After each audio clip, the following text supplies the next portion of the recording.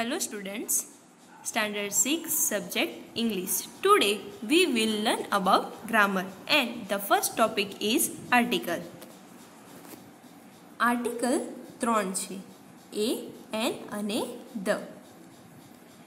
આર્ટિકલના બે પ્રકાર છે, ઇનડેફિનેટ અને ડેફિનેટ. ઇનડેફિનેટ એટલે કે અનિશ્ચિત આર્ટિકલ અને ડેફિનેટ એટલે કે નિશ્ચિત આર્ટિકલ. ઇનડેફિનેટ આર્ટિકલમાં એ અને એન આવે છે અને ડેફિનેટ આર્ટિકલમાં ધ. હવે જોઈએ અહીંયા એ એન અને ધની ટૂંકમાં સમજ આપેલી છે, તો આપણે જોઈએ એ અને એન એક વચનમાં જ વપરાય છે, ફક્ત ગણી શકાય તેવા નામની સાથે જ આવે છે. અહીંયા જુઓ, એ અને એન ક્યારે વપરાય છે તો એક વચનમાં જ વપરાય છે અને એ અને એન ફક્ત ગણી શકાય તેવા નામની સાથે જ આવે છે. ધ એક વચન તેમજ બહુવચનમાં પણ વપરાય છે. ધ ક્યારે વપરાય છે? એક વચન તેમજ બહુવચન બંનેમાં વપરાય છે. ગણી શકાય તેમજ ન ગણી શકાય તેવા નામની સાથે પણ આવી શકે છે. ધ ક્યારે આવી શકે છે? ગણી શકાય તેવા પણ અને ન ગણી શકાય તેવા નામની સાથે પણ ધ આવે છે. હવે અહીંયા એ એન અને ધનો વિસ્તારથી સમજાવવામાં આવ્યું છે કે એ અને એનનો ઉપયોગ ક્યારે થાય છે. હવે આપણે જોઈએ કે એનો ઉપયોગ ક્યારે કરવો, તો જો શબ્દની શરૂઆત વ્યંજનથી થતી હોય ત્યારે, શબ્દની શરૂઆત વ્યંજનથી થતી હોય ત્યારે તેની આગળ એનો ઉપયોગ થાય છે.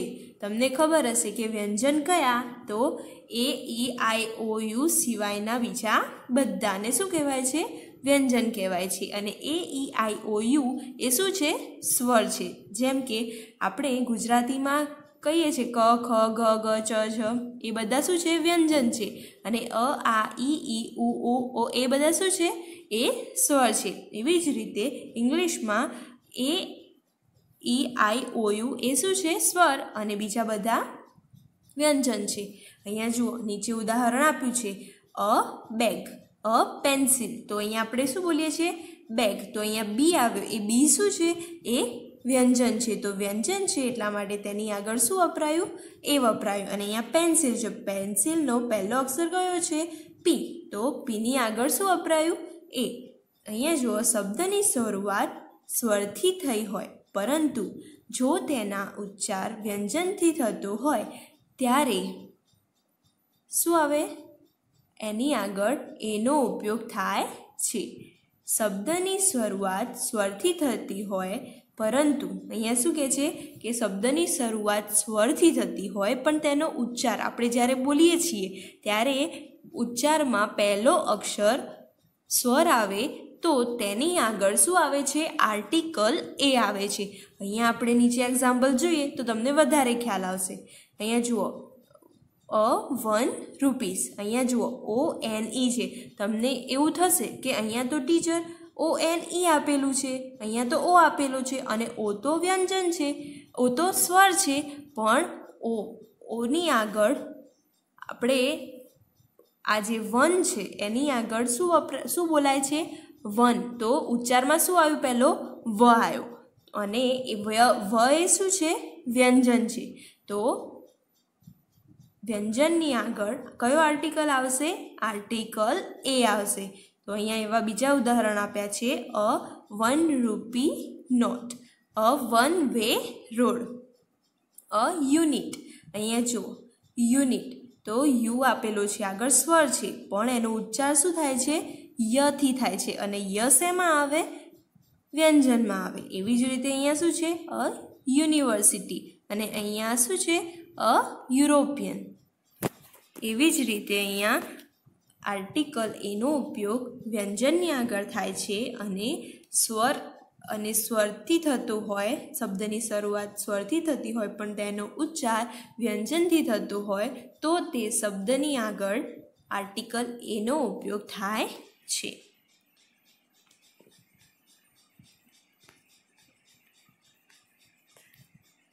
હવે આપણે જોઈશું એનનો ઉપયોગ. એનનો ઉપયોગ ક્યારે કરવો? તો જોઈએ, જો શબ્દની શરૂઆત સ્વરથી એટલે કે એ, ઈ, આઈ, ઓ, યુ થી થતી હોય ત્યારે એનનો ઉપયોગ થાય છે। અહીંયા જો શું કહે છે કે શબ્દની શરૂઆત સ્વરથી થતી હોય અને અંગ્રેજીમાં સ્વર કયા છે? એ, ઈ, આઈ, ઓ, યુ। તો એ, ઈ, આઈ, ઓ, યુ જ્યારે જે શબ્દની આગળ આવે એ શબ્દની આગળ શું વપરાશે? એન। પણ જો શબ્દની શરૂઆત વ્યંજનથી થઈ હોય પરંતુ તેનો ઉચ્ચાર સ્વરથી થતો હોય ત્યારે તેની આગળ એનનો ઉપયોગ થાય છે। આપણે આર્ટિકલ એમાં જોઈ ગયા કે તેની શરૂઆત સ્વરથી થતી હોય પણ તેનો ઉચ્ચાર વ્યંજન થતો હોય તો આર્ટિકલ એ આવે। અને અહીંયા ઊંધું આપ્યું છે કે શબ્દની શરૂઆત વ્યંજનથી થઈ હોય પરંતુ તેનો ઉચ્ચાર સ્વરથી થતો હોય। આપેલું હોય આગળ વ્યંજન, અક્ષર કયો હોય? વ્યંજન હોય પણ તેનો ઉચ્ચાર સ્વરથી થતો હોય, એ, ઈ, આઈ, ઓ, યુ, અ, આઈ, યુ થી થતો હોય તો એની આગળ આર્ટિકલ એન વપરાય છે। આપણે એક્ઝામ્પલ જોઈએ તો અહીંયા જો ઉદાહરણમાં છે એન અવર, અહીંયા શું છે? HOUR છે। શું છે? HOUR, અવર લખેલું છે પણ અહીંયા પહેલો અક્ષર કયો છે? એચ છે પણ એનો ઉચ્ચાર અવરથી થાય છે તો એની આગળ શું આવશે? એન। એન ઓનેસ્ટ, અહીંયા પહેલો શું આપ્યો છે? વ્યંજન પણ એ શું બોલાય છે? ઓનેસ્ટ। ઓ આવ્યો, પહેલાં શું આવ્યો? ઓ, એટલા માટે એની આગળ આર્ટિકલ એન આવે છે। An honest person. અહીંયા હ છે, એચ છે, હ છે એ સાયલેન્ટ છે એટલે એને બોલાય છે ઓનેસ્ટ। અહીંયા છે એન ઓનરેબલ મેન, તો અહીંયા એચ છે પણ એને બોલાય છે શું? સ્વરથી બોલાય છે તો એની આગળનો અક્ષર શું આવશે? An honourable main.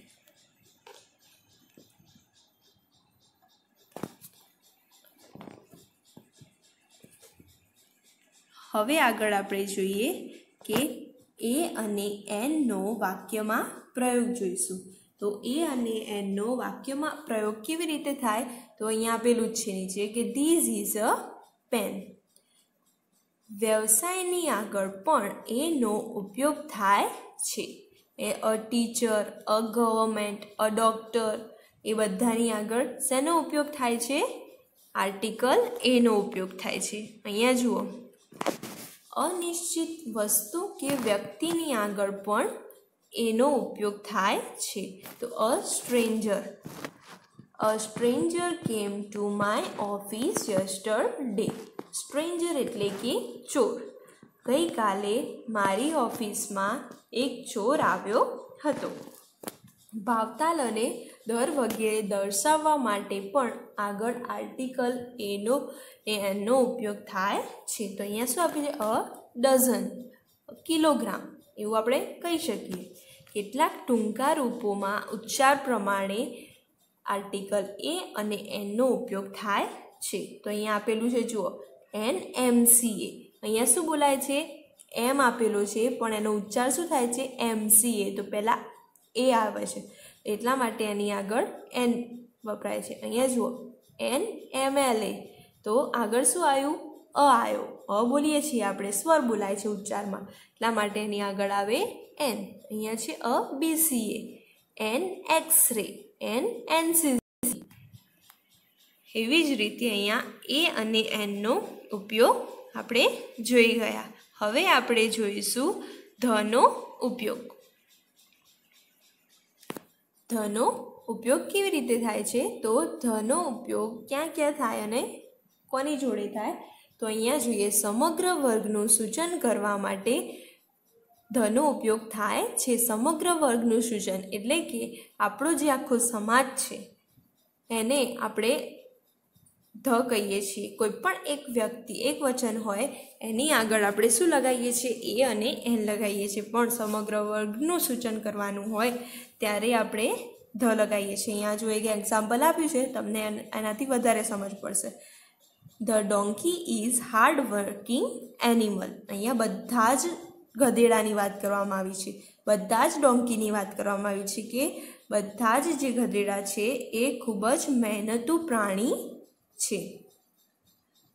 આખું જે હાથીઓનું ટોળું હોય કે હાથીઓ હોય એને આપણે શું કહી શકીએ? ધ એલિફન્ટ કહી શકીએ. કોઈ પણ હાથીનું આપણે નિરૂપણ કરવાનું હોય કે એને એસે લખવાનું હોય કે કંઈ પણ હોય તો એને આપણે ધ એલિફન્ટ કહીશું, એન એલિફન્ટ નહીં કહીએ.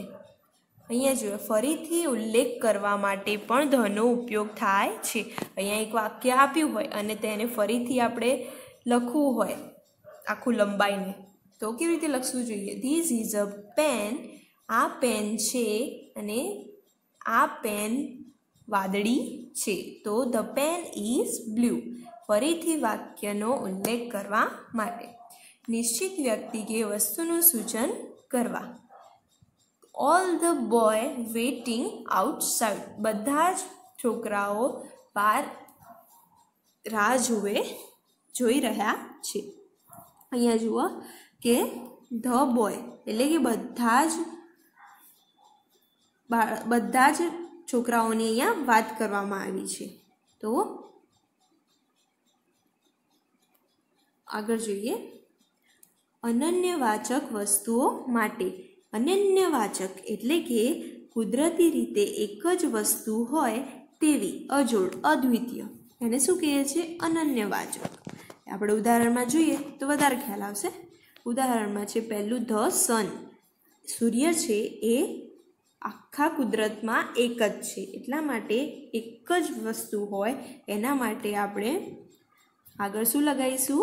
The sun. ધ સ્કાય એટલે કે આકાશ. ધ અર્થ પૃથ્વી. ધ સ્ટાર્સ એટલે કે તારાઓ. The south pole. The east pole. The world. The universe. The east. The south. The west. The north વગેરે જે દુનિયા છે, બ્રહ્માંડ છે, પૂર્વ, દક્ષિણ, દિશાઓ દર્શાવવા માટે અહીંયા જો આપ્યું છે the east, the south, west, north, આ બધું છે એ દિશાઓ દર્શાવવા માટે પણ ધનો ઉપયોગ થાય છે. વિશેષણની આગળ પણ ધનો ઉપયોગ થાય છે. વિશેષણ કોને કહેવાય? વાક્યના અર્થમાં વધારો કરે તેને વિશેષણ કહે છે. અહીંયા એક્ઝામ્પલ આપ્યું છે કે Manan is the tallest boy in the school. Manan એ સૌથી ઊંચો છોકરો છે. ધ ટોલેસ્ટ બોય, ઊંચો છોકરો છે.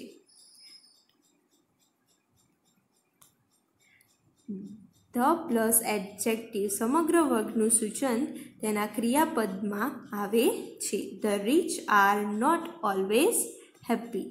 અહીંયા સમગ્ર વર્ગનું સૂચન ધ રીચ એટલે કે બધા જ શ્રીમંતોની વાત અહીંયા કરવામાં આવી છે કે શ્રીમંતો હંમેશા ખુશ હોતા નથી. અહીંયા જોઈએ કે નદીઓ હોય, પહાડ હોય, એના માટે પણ આગળ ધ લાગે છે. Rivers, mountains, hills, oceans, bays, deserts, island વગેરેની આગળ ધનો ઉપયોગ થાય છે. દાખલા તરીકે અહીંયા જોઈએ કે the Narmada, the Ganga, the Kaveri, the Sabarmati, the Tapi, the Una, એવી જ રીતે. પછી માઉન્ટેન્સમાં છે ધ હિમાલયા, એવી જ રીતે. કેટલાક ભૌગોલિક વિસ્તાર માટે પણ ધનો ઉપયોગ થાય છે. ભૌગોલિક વિસ્તાર એટલે કે the Gujarat, the USA, the UK, the Europe. આપણે વિશ્વમાં કોઈ અહીંયા દેશ હોય તો દેશમાં કોઈ પણ સિટી હોય, કોઈ પણ રાજ્યને દર્શાવવા માટે અહીંયા ગુજરાત દર્શાવ્યું છે. એવી જ રીતે બધા દેશને દર્શાવવા માટે અહીંયા USA છે, UK છે, યુરોપ છે. એવી જ રીતે રાજ્ય કે દેશને દર્શાવવા માટે પણ આગળ ધનો ઉપયોગ થાય છે. પવિત્ર પુસ્તકો, મહાકાવ્યોની આગળ the Ramayana, the Bible, the Mahabharata, the Quran, એ બધાની આગળ શું લાગે છે? આર્ટિકલ ધ લાગે છે. ન્યૂઝપેપરની આગળ પણ ધ લાગે છે. ધ ટાઈમ્સ ઓફ ઇન્ડિયા, પછી ધ ગુજરાત સમાચાર, ધ સંદેશ, એવી રીતે. નેમ્સ ઓફ ટ્રેન્સ, જે ટ્રેન છે એના નામની આગળ પણ ધ સૌરાષ્ટ્ર એક્સપ્રેસ, પછી રોડ, ધ CG રોડ, એવી જ રીતે. ઓરિજિનલ નંબર સાથે the first, the second, the last. Ordinal ordinal નંબરની આગળ પણ ધનો ઉપયોગ થાય છે અને ભગવાનની આગળ પણ ધનો ઉપયોગ થાય છે. ધ ગોડ આપણે કહીએ છીએ કે ધ ગોડ.